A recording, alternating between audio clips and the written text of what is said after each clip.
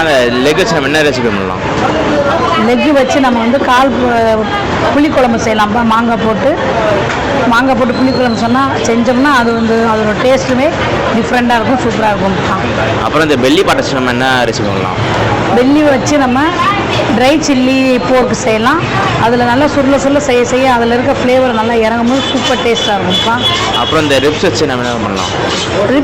Ribs வச்சு masala fry அதோட taste வந்து அதுக்கு வந்து நல்லா சூப்பராக இருக்கும். மசாலா போட்டு அது செய்யும் போது அது வந்து ஆனால் தக்காளி போடாமல் செய்யணும், சூப்பராக இருக்கும். அப்புறம் சாப்ஸ் வச்சு என்ன ரெசிபி பண்ணலாம்? சாப்ஸ் வச்சு நம்ம பெப்பர் ஃப்ரை செய்யலாம், மசாலா ஃப்ரையும் செய்யலாம். ஆனால் பெப்பர் ஃப்ரைக்கு தான் அல்டிமேட்டாக இருக்கும், சூப்பர் டேஸ்ட்டு கொடுக்கும். அதில் இருக்க ஜூஸ் வந்து இறங்க போகும்போது அதோட ஃப்ளேவரே சூப்பராக இருக்கும், சொல்ல முடியாது, சாப்பிட்டு பார்த்தா தெரியும்.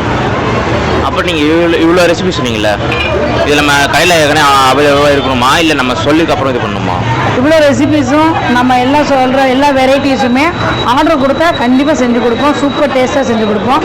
நம்ம கடையில் எப்போயுமே ரெடியாக இருக்கிறது வந்து மசாலா ஃப்ரை மட்டும் தான் ரெடியாக இருக்கும்.